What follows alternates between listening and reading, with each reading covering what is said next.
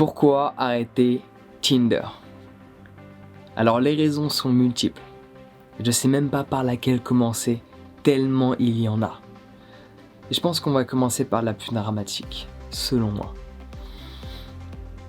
Ta confiance en est pleinement affectée parce que tu n'as pas les capacités dès lors que tu perçois une personne avec laquelle tu te sens connecté, avec laquelle il y a une attirance physique, d'aller lui parler. Par ce fait, c'est beaucoup plus facile que de prendre son téléphone et de swiper. Et là, ton estime, tu peux être sûr que celle-ci va en être dévalorisée. Parce que consciemment, tu fais la chose, mais inconsciemment, ton soi sait que tu n'as pas confiance en toi. Si tu avais pleinement confiance en toi, tu ne serais pas là à swiper, tu serais là en train d'échanger dans la réalité et de rencontrer toutes ces personnes avec lesquelles tu ressens une affinité. Mais c'est plus facile de « Ah tiens, il y a un match, cette personne, apparemment elle m'apprécie. » Elle apprécie ton physique. Du coup, on va se rencontrer et on devrait s'apprécier. Sauf qu'au final, dans la finalité, le physique est ce qui nous attire, mais ce qui nous rapproche, c'est la connexion qu'il y a entre nos deux intérieurs et non pas nos extérieurs. Laisse-moi répéter ça. Ce qui nous rapproche, c'est notre physique, mais ce qui crée la connexion, c'est notre manière de vibrer de l'intérieur à l'extérieur. Si cela n'est pas clair, t'inquiète, on peut exprimer la chose de plein de manières différentes. Si tu compares à rencontrer quelqu'un dans la rue, il y a une personne que tu apprécies visuellement. Tu apprécies sa forme physique, c'est normal, nous sommes des créatures visuelles. Et là, tu as le courage d'aller lui parler. Tu as le courage de faire en sorte qu'une discussion, qu'une conversation débute, de t'intéresser à la personne, comme ça, dans la rue, dans un bar, dans un café, dans les toilettes. À savoir qu'est-ce que tu fais dans les toilettes d'un sexe différent. Bon, après, en fonction de tes préférences, tu peux te retrouver dans cette situation.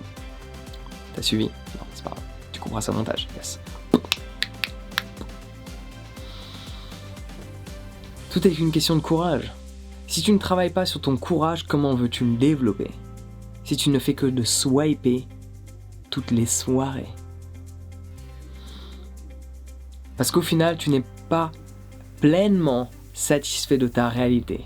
Des gens qui font partie de ton environnement, intimement parlant, par ce fait, tu essaies de trouver une autre personne, étant donné que tu n'arrives pas à la trouver par tes propres moyens, tu penses qu'une application va t'aider à trouver cette personne-là. Sauf que du coup, on juge uniquement sur l'aspect extérieur. Certes, il y a la rencontre, et en fonction de la rencontre, tu peux peut-être rencontrer des gens extraordinaires. Mais deux personnes qui n'ont pas confiance en elles ne vont pas s'entraider. Que si tu as le courage de parler à une personne, celle-ci va automatiquement mettre de la valeur sur qui tu es, parce qu'elle voit une personne qui a de la confiance, une personne qui a du courage, une personne qui met de la valeur sur elle-même. Parce que quand tu n'as pas le courage pour parler à une personne que tu apprécies visuellement dans la rue, ton estime est basse, ta confiance est basse, ton affirmation de soi est basse. Donc forcément, tu ne montres pas la valeur que tu as. Quand tu as confiance en toi, tu vas montrer cette valeur parce que tu es sûr de toi. Donc ça pour moi c'est le premier aspect qui est dramatique. L'autre, c'est le fait de swiper en permanence. Ça défonce tes photorécepteurs de tes yeux, ça défonce ton attention et forcément après tu n'es plus concentré. Et tu peux pas avoir une réelle discussion avec quelqu'un parce que tu penses constamment à regarder autre chose. Ou à faire quelque chose d'autre, ou à checker ton téléphone parce que tu as une notification d'un match alors que tu es déjà en train de dialoguer avec une personne qui t'intéresse. Et un jour, tu vas peut-être matcher ta mère.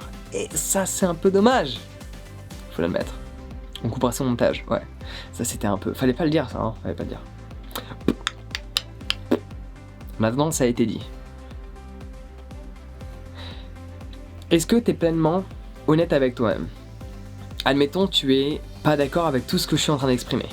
Ah non, mais utiliser Tinder, ça affecte pas la confiance que j'ai en moi, je suis extrêmement confiant.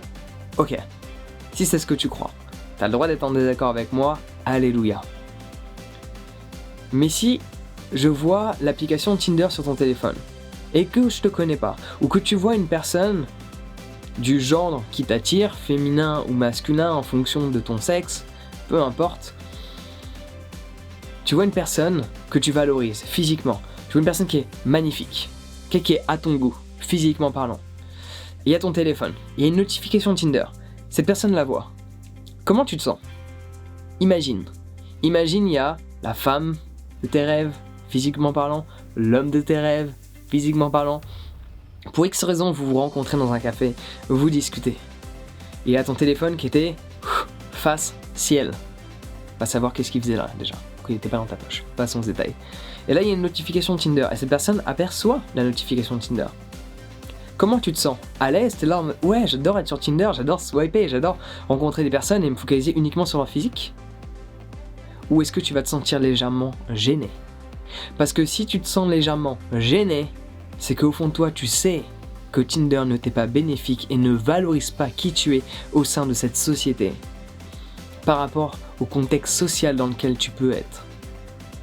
Parce que si tu reçois une notification d'une personne qui dit « Oh, merci de m'avoir aidé, t'as changé ma vie », la personne te pose la question, tu vas avoir un grand plaisir à dire « Ouais, j'ai reçu cette notification de cette application, c'est une application que j'ai développée et j'aide des gens tous les jours, des centaines de milliers de personnes chaque jour. » Tu vas être fier de le dire.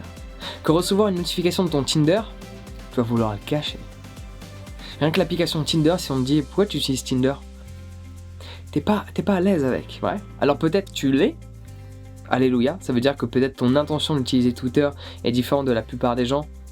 Et encore, ça dépend quel genre, parce qu'il y a certains genres qui utilisent Twitter dans une intention bien spécifique et d'autres dans une autre intention. Et donc déjà, t'as des personnes qui utilisent Twitter dans une intention de rencontrer l'homme ou la femme de leur rêve. De leur rêve déjà. Pourquoi utiliser ce terme-là ? Et t'as de l'autre côté des personnes qui cherchent à avoir une relation d'un soir parce qu'ils ne sont pas capables d'en avoir dans tous les cas. Sinon, ils ne seraient pas sur Tinder. Donc juste, prends cette simple logique. Si tu avais assez confiance en toi, si tu étais en couple, utiliserais-tu Tinder, ok ? Si tu n'es pas en couple et que tu n'as pas envie d'être en couple et que tu as juste envie d'avoir des plans d'un soir, cela est ton choix, cela est ton droit, tu fais ce que tu veux de tes parties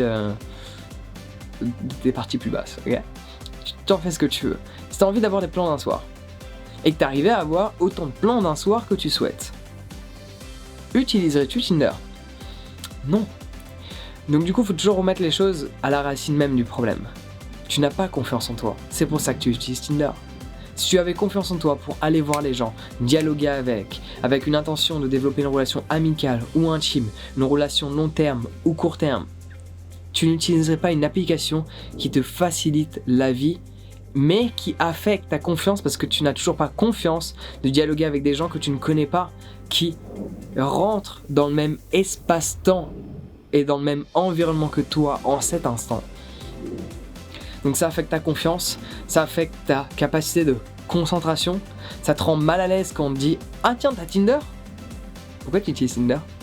Surtout si c'est une personne que tu valorises physiquement, ça veut dire qu'au fond de toi tu sais que peut-être tu ne devrais pas l'utiliser. Si tu n'es pas pleinement fier d'utiliser quelque chose, dois-tu l'utiliser ? Et si tu devais te percevoir, dernière chose que j'ai à te partager sur pourquoi, selon moi, tu devrais arrêter Tinder. Si du moins, tout ce que je dis prend sens pour toi. Et si ça ne prend pas sens, continue d'utiliser. Cela est ton choix. Que tu l'utilises ou pas, ma vie ne changera pas. Mais je pense sincèrement que cela te serait bénéfique si tu l'arrêtais. Et que, à l'inverse, tu te serves de ce temps, que tu passes à swiper, tout ce temps que tu perds tout au long de la journée, de tes soirées, de tes matinées, à swiper, tu l'utilisais pour développer ta confiance et vivre la vie telle que tu le souhaites, et non pas telle que tu la rêves. Parce que prends un instant, observe-toi d'un aspect extérieur. Comme si tu t'observais, toi, t'es là, tu vois, c'est comme si moi je m'observais et parlais devant une caméra. Ouais, je trouve ça fun. Je suis fier de moi de faire ça, d'impacter des centaines de milliers de personnes chaque jour. Dans l'ensemble des plus de 700 vidéos que j'ai partagées. Par jour, ça fait beaucoup de vues. Beaucoup de vues. Donc beaucoup de personnes sont impactées par mes messages. Ouais, je suis fier de me voir d'un point de vue extérieur. Arrives-tu à te percevoir quand t'es sur Tinder ? J'ai envie de dire Twitter, c'est pas pareil. C'est pas le même principe derrière. Il y a des aspects néfastes, mais c'est pas pareil, hein. On n'est pas dans le même game, hein. T'es sur Tinder.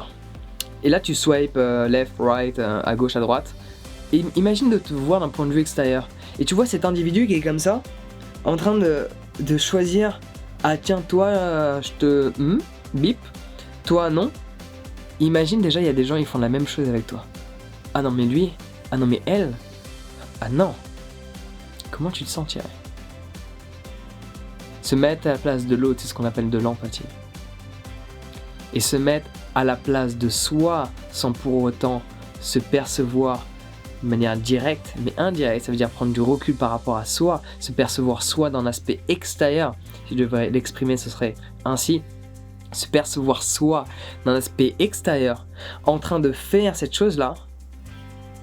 Est-ce que tu penses vraiment être la meilleure version de qui tu es?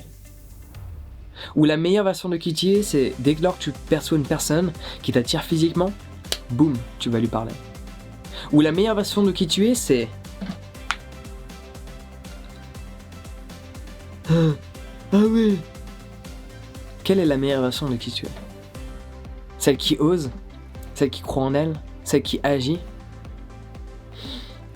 Ou celle qui swipe à gauche et à droite? Je te laisse répondre à cette question. Toi seul connais les réponses. En attendant, si tu veux booster la confiance que tu as en toi, j'ai un guide sur la confiance en soi à t'offrir en cet instant présent. Pour le télécharger gratuitement, c'est très simple. Clique sur le lien dans la description. Du coup, on se retrouve directement de l'autre côté. Prends soin de toi et passe une excellente journée.